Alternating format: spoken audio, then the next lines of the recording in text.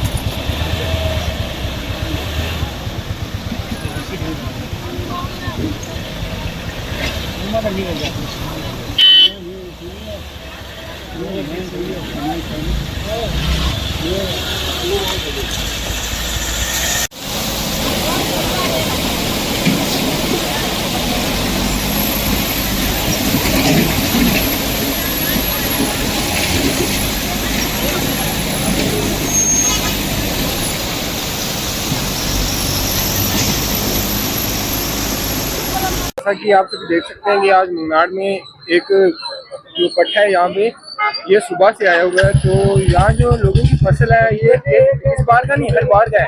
ये फसल हर बार जो है तबाह हो जाती है, साथ में जो लोगों को भारी नुकसान देखने को पड़ता है। तो हमारी ये अपील रहेगी कि जो लोगों की जमीनों के पास क्रेट डलवाए जाए और साथ में यहाँ कोई पुली का निर्माण किया जाए। जय श्री राम। कितना नुकसान होगा?